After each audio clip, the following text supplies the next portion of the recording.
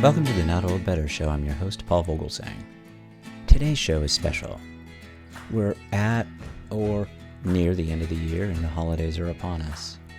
We've done some great shows this year and recently been given great opportunities with great guests. Consider this show to be along those same lines, a great guest and a great subject, a tough, challenging, and almost taboo subject, but important. Also important this time of year is to give, without expectation. Today's guest is Cecile Shrestha. Cecile is the Director of Philanthropy at non-profit WaterAid. WaterAid needs your attention and they deserve it. WaterAid ranks highly on charitynavigator.org and is one of the world's most efficient nonprofits, returning over 82% directly to programs, accountability, and transparency in their fine efforts. Consider, please, a donation at this time of year to WaterAid, but please consider something else too. 1 person in 3 lacks access to adequate sanitation. The result is widespread death and disease, especially among children, and social marginalization. Women are particularly vulnerable. Poor sanitation exposes females to the risk of assault, and when schools cannot provide clean, safe toilets, girls' attendance drops. Join me in welcoming to the show Cecile Shrestha. Born and raised in Nepal, Cecile joined WaterAid in 2015. And she brings over 12 years of experience in international development with her. At WaterAid, she manages key relationships with supporters through events, outreach, and board development.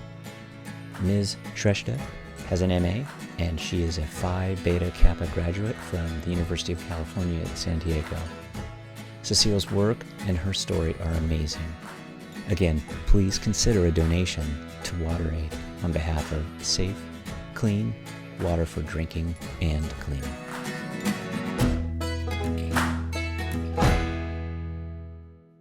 Cecile Shrestha, thank you for joining us today via Skype.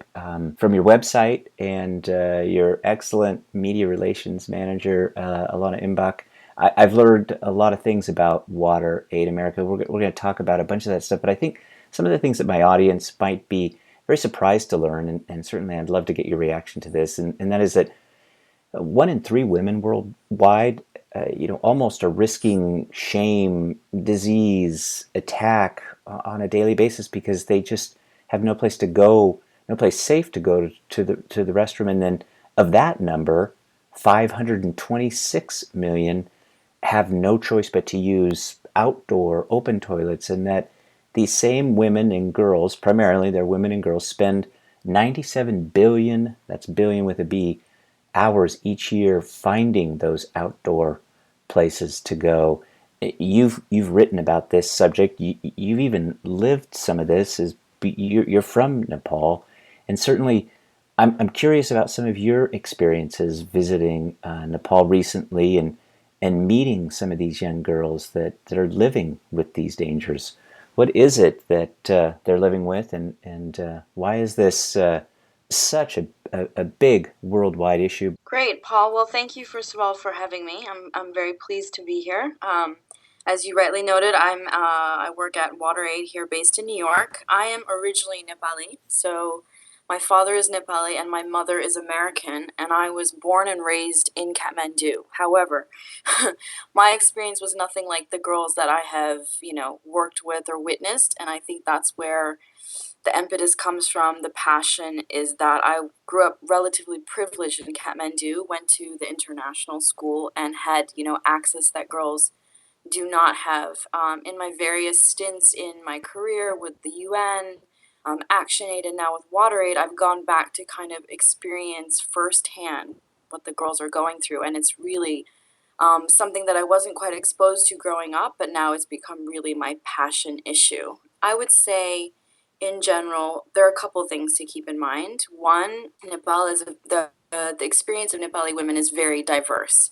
So Nepal is mostly rural, and as people know, we have the Himalayas, and the topography is very difficult. So the experience of the women is very different based on if they're in a rural part of the country or an urban part of the country. So that's one kind of thing I would preface, that the experience of a woman in Kathmandu, like myself, growing up is very different from the experience of a woman growing up in a rural community. So that's very important to keep in mind. Often the realities don't even, translate. We're going to focus on rural women because that's the experience that is most, alarming and people don't know about it. And I've spent my work going into water aid communities to kind of expose the issues, talk about the issues, shed some light on what's going on, and give face to the problems. So focusing on young girls and women. Living in New York, having traveled the world, it really is hard for us to really understand what's going on in these communities. It really is quite a dire place to grow up as a woman. Absolutely, they do not have access to basic necessities, human rights.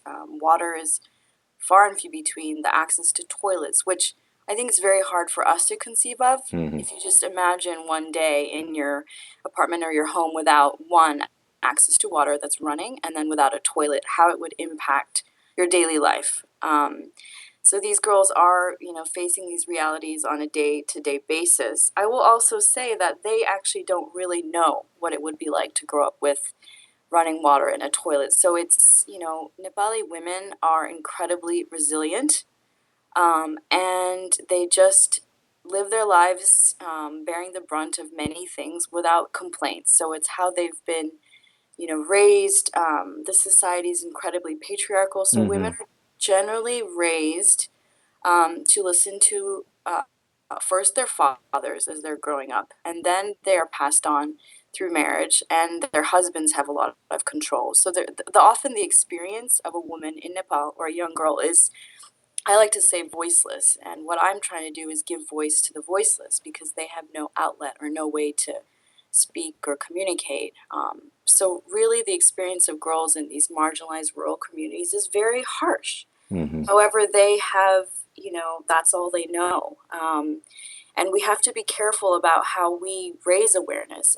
We cannot go into these communities telling them, the Western experience is the correct experience. We have to be very sensitive to the context and the sensitivities with culture and religion. And as you suggest, Nepal is particularly challenged because of topography and other issues. But talk for a second more about the patriarchy subject, because values, norms, boys and girls literally have different roles. This is something that is part of, maybe not part of what life is like in Kathmandu, but certainly it's very much a part of what life is like in some of these rural areas. And the rural areas are the areas that are the most subject to this lack of sanitation, lack of water, and lack of hygiene.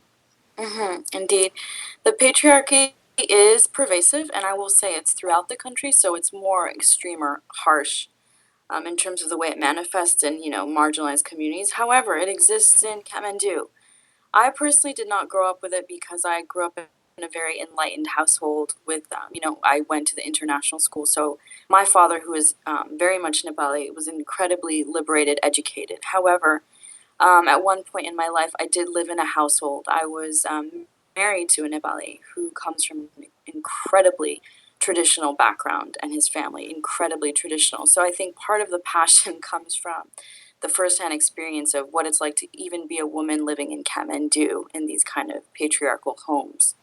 And I will preface that with, the women eat last.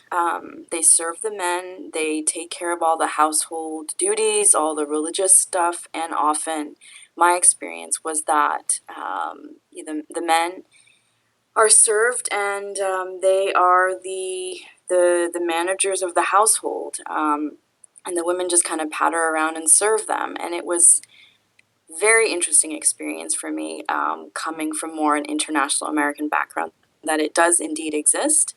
And that is often what is expected of women. Of course, it's changing. However, I was able to more understand how a girl growing up, in the far west could be treated in her household, in her community. They really don't have that much power or a voice to speak out or question their families or question their fathers. And also to say that often these prejudices and the patriarchy and the customs are very often perpetuated by the women themselves. And there's many reasons for that. That can be, lack of awareness, lack of education. Often the women have experienced it themselves and have been exposed to these customs. So it really takes time and, education and generational change. So my grandmother tried to impose, my Nepali grandmother, who's now 93, survived the earthquake of 1934 and survived the recent earthquake in April of 2015. That was the 7.9. So her stories are incredible. Now, she, of course, comes from a different mindset and understanding. So she did try to impose certain traditions on me. When girls go through, adolescence, there are certain customs that I myself went through. When I was 6, I was taken to the temple, and I was married to a god in the form of a fruit in case that I was ever widowed or, in an instance where I didn't have a man attached to me, I would have some form of protection. So that was not a very severe practice. However, when girls go through their first menstruation, they're kept in a dark room for 12 days as they're kind of coming to age, and they're not allowed to see any of their male family members. And my mother intervened and said, absolutely not. I will not allow Cecile to go through with this practice. And my father agreed. So, very keeping in mind that generations past have had certain customs, and it just takes time and education. And many girls now do not go through that custom, but it still exists. So, yeah. And this is the practice. This is the practice that's known in Nepal as, you have to correct my pronunciation, but this is chapadi. Is that right? Am I saying? No, I'm so sorry. That topadi is actually the practice of when girls are secluded in the actual physical infrastructure of an outhouse or a hut. That's Okay. Yeah. And so it's that practice that becomes so glaring, really, with lack of water, the sanitation that comes with that, and the lack of running water in toilets. And it's during this period, during this adolescence, this menstruation period, that the girls are even opting out of education. And is that going on in rural parts of the country? That is definitely an experience that is primarily rural. Because we see the schools that are out in the rural communities are less equipped with the facilities that are, hygienic for a girl, safe for a Bathrooms girl. and Yeah, privacy bathrooms and that are clean, exactly, and private. Have locked doors, have places so they can dispose of their sanitary materials, like incinerators or anything that is, that will make it conducive for them to actually attend school. So we do see many girls at that age dropping out of school. And in Kathmandu itself, girls do miss school when they're going through some of the seclusion, or they're going through that first practice where they're kept in rooms for the 12 days. But I would say the most extreme form of when we see girls missing out on school are in the rural communities, because the facilities really are not up to par, and there aren't toilets and running water, so they don't really have options. And so sometimes even those educational options aren't available because they're not even in school. The girls aren't even in school necessarily to even receive those messages. I've read material online that you've written, Cecile, and I think my audience would be very interested in doing so too. And we'll put up quotes. We're, of course, with Cecile Shrestha from Water Aid, and Cecile is the director of philanthropy there. One of the quotes from you that I thought was just very moving and may come as a shock to some. I'd like to read it, and then I'd like to get your reaction today to what you wrote in 2015. You said, "Women and girls the whole world over menstruate each month. It is part of a universally shared experience that transcends all boundaries, but most of us aren't marched off to jail-like sheds and forced into frightening seclusion just because we're menstruating." Yes, indeed. I will say that even in events we do in New York City or in the US, we're talking about how this is an issue that no one talks about. More and more it's growing. However, it's uncomfortable for even us living in New York City. Even in the U.S. Even in the US, even in our office where we have perfect, wonderful facilities, it does impede somewhat of your daily life when you're working. It's not comfortable, you're in pain, it's uneasy, it's not always something that you want to share with your colleagues. So it's already difficult and kind of a nuisance for us. So imagine for a young girl who doesn't have understanding of what's going on. Mm-hmm. Then she's being secluded and told that she's impure and dirty, and she cannot touch her family members, and she can't eat with the family, and she cannot touch the water sources. So And on she's top of isolated from her family during this period, and even from the kitchen and from livestock, and it really very much is a seclusion. It's absolutely a seclusion, and the urban form is less severe. So you may be sleeping in a separate room in the house itself or not going into the kitchen. But out in the rural communities, you are actually sent out into these sheds that are completely removed from the homes and the livestock. And the sheds are not protected. They're barely walls and they're barely roofs. And the girl that I saw out when I went with NPR, I was absolutely mortified. It was torrentially raining. I went during the monsoon, which is a terrible time to go, very unsafe.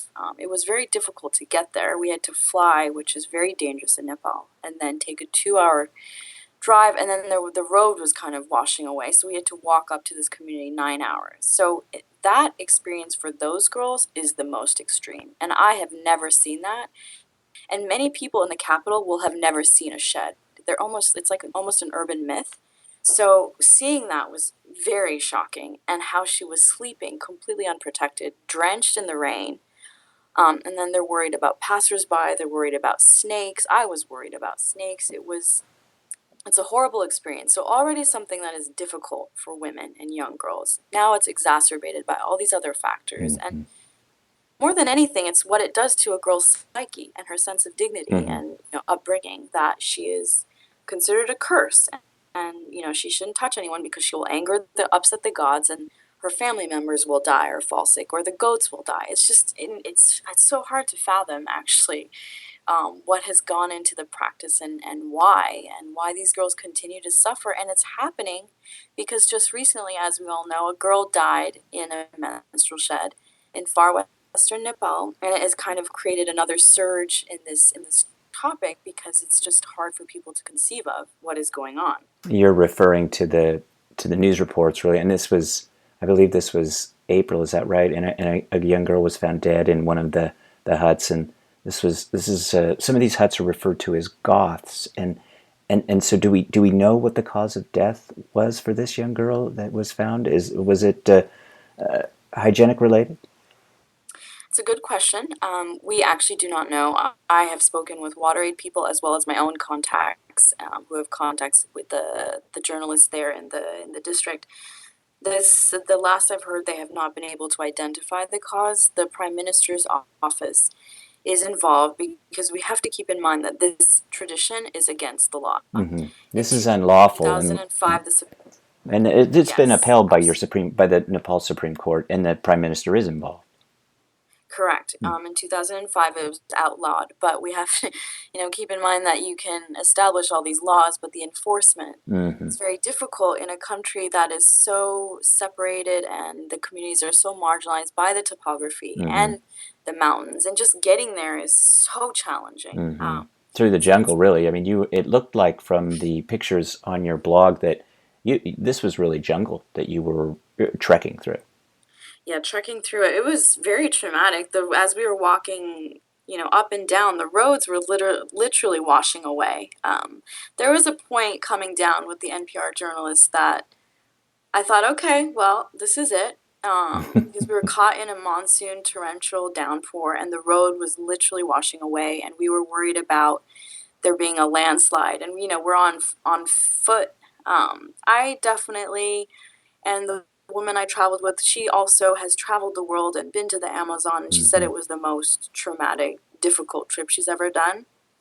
I will agree that I have traveled much of Nepal. I have trekked. I have worked in these communities, but it was definitely the most trying for me as well, just in terms of the conditions and the heat, and then the rain, and we had to sleep outside, and then the snakes, and then seeing what we saw, which was so upsetting and traumatic. It was eye-opening and mind-blowing for me, and I grew up in the country, so Mm-hmm. And here you are, college educated, and you think, and you mentioned this too just a moment ago, a 12-year-old girl walking around in these same kinds of circumstances with weather and animals, snakes, and just the pure trauma of this isolation.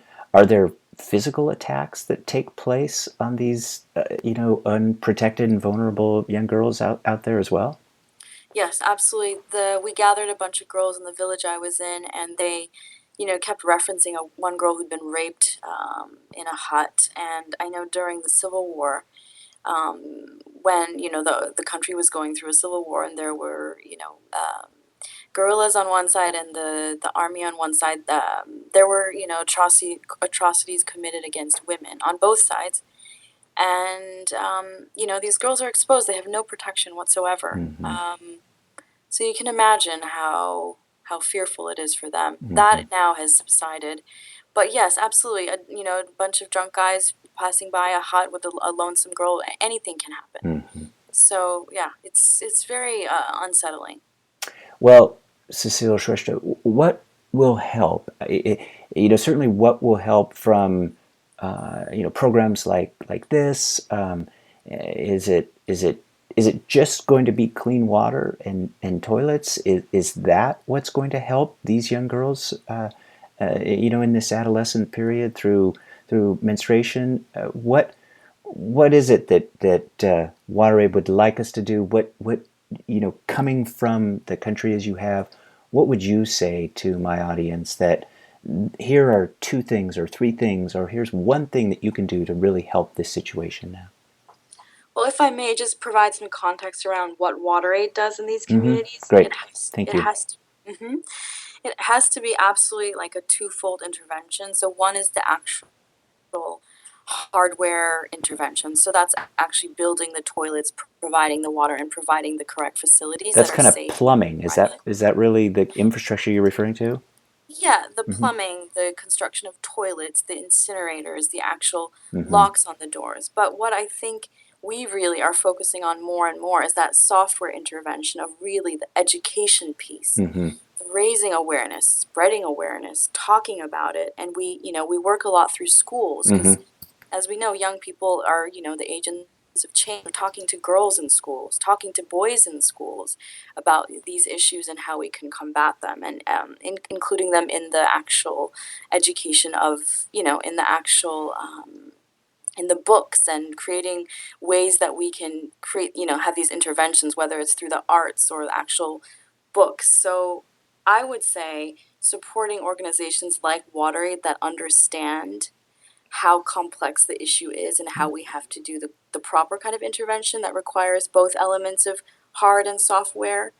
And really, what we always say is spend your time talking about the issue, spend your talent. Do you have any kind of exposure or contacts? Can you raise the issue in other ways? And of course, your money is always appreciated, because if you give it to the correct organizations like WaterAid, you know that they're doing the right kind of intervention, Mm-hmm. working with the local communities, doing sustainable interventions, understanding the complexities and sensitivities, and doing a long-term approach, both in terms of education and infrastructure. And, at a time like now in December, I would say just understanding the issues, talking about it, and donating, because it is the end of the year, and Mm-hmm. donating to causes and organizations that you trust, like WaterAid, that they're going to do right by you with your money and your contribution. And WaterAid is rated very highly worldwide with its ratios of funds that go towards actual results and creating some of this change. I think one of the things that I gave some thought to as I was looking through the website and all of your material, and that was the young girls themselves. Are they advocating, on their almost on their own behalf? Are they creating this awareness? I understand, and I found some wonderful resources on the website wateraid.org for instruction in educational settings. But what are the young girls themselves doing, and do they feel so shamed that they don't want to take a public position on this? Are they actively working, and maybe there's somewhere in between that they all kind of fit? It's a really good question, and of course, the answer is that it depends. It really Mm-hmm. depends on the household in which they've been raised. So we see, or what I experienced with, for example, Kamala, who was the girl that we featured in the NPR story. Now, she Mm-hmm. comes from a more Her mother was not educated, and they had barely any resources. She seemed brainwashed and very much followed the tradition. And when we asked her to come over to us to talk to us, she was even shy to come over because she was crossing that boundary. So she was very much, the belief had been ingrained and entrenched in her mind that she should not come to us because she's impure and dirty, and she should not be engaging with men. Mm-hmm. There were men in our group. Now, then you see other girls who are more involved in, with the community mobilizers and the young female health workers, and maybe they are staying in school more, and they are challenging their families. They are, raising their voices and saying, this is not right. I want to stay in school. I like being in school. I don't want to do this. So it really depends on the village itself and the education level there and the intervention and who, are there local NGOs involved in the community work. And it just depends. And I would Mm-hmm. say girls in Kathmandu are definitely more and more outspoken with, social media technology. It does have a part to play, and there's always a bad side of that, but more and more people have access to Facebook or the internet, and I do Mm-hmm. think that kind of affects what people see as normality. I will still say, though, that changing the actual mindset is a long battle, Mm-hmm. and that will come with generational change. The younger women, and they're not going to enforce these traditions and customs on their girls, so that's where the change will come. But the experience of the girl or the woman is really unique and tied to their upbringing and their families, and probably where they grew up just physically in terms of location. Maybe some of this can begin to change with the use of virtual reality technology. I watched the excellent video prepared by WaterAid, Aftershock, and the story of the plumber, Krish, I believe is his name, and it's following the devastating earthquake. And I looked at some of the pictures, and some of the pictures certainly of the villages and the homes, they're jarring. But I think what would be equally jarring is to see these pictures of many of the village members with these virtual reality goggles on.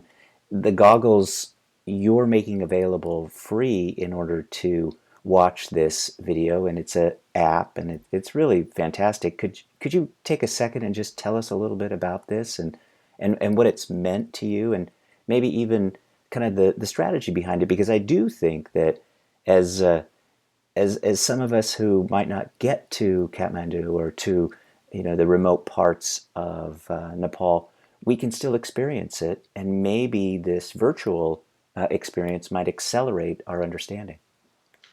Absolutely. I would say that it's absolutely revolutionary because for so Mm-hmm. many of us, well, I fortunately have had the opportunity to go to these districts but imagine for people based here right in New York City to be able to go into a community or a home and see what is exactly going on and see firsthand the situation, the conditions, it's mind blowing. So, Oh, I was blown away. I thought it was just fantastic.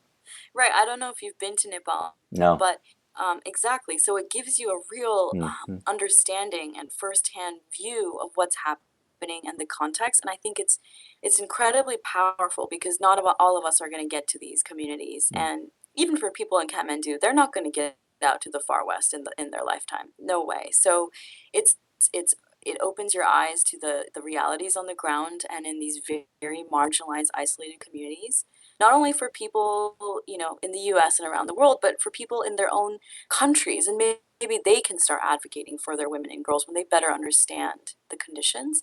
So the strategy is just to demonstrate and show what people are facing and tell the story in a powerful way so Mm-hmm. that people can understand and get involved and really fully have a view of what's happening in reality. It really is a wonderful device, just very, very impressive, as is all the work that you're doing, Cecile Shrestha. We're grateful for that. Our thoughts are with these young women, and certainly our thoughts this time of year are about how to help organizations like yours. So we'll put up links. We certainly are going to give lots and lots of access to where our audience can find WaterAid and find you and read about some of the work that you're doing. But Cecile Shrestha, this is a tough subject, and you really just, you all are handling it so well. We're very appreciative of your time today, and want to give you just a moment more to tell us what we can do. Thank you, Paul, so much for having me. It really is the issue I feel very connected to. Being both Nepali and American. What you can do is, I think the first step is, again, start talking about the issue and better understand it, and really entrust yourselves to organizations like WaterAid, who have worked in these communities for years. WaterAid Nepal has been working in these communities since the 80s, so they really understand what's going on. They are best placed to do the proper intervention. So really just educating yourself, talking about these very difficult issues. No one wants to talk about it. It requires getting outside the box, having the courage to talk about it, and then spreading the awareness and supporting the right people on the ground to do their job, to overcome these, injustices in time. Well, thank you very much for all of your courage, for your candor. We're going to do our best to support WaterAid as much as we possibly can. Cecile Shrestha, Director of Philanthropy at WaterAid, thanks again, and we certainly are going to be following up, and we're going to be looking in to see what more we can do at some future point. But thank you very much, Cecile. Thank you, Paul. Thanks so much. Appreciate your time. Okay, yours. Thank you. Bye-bye. Bye.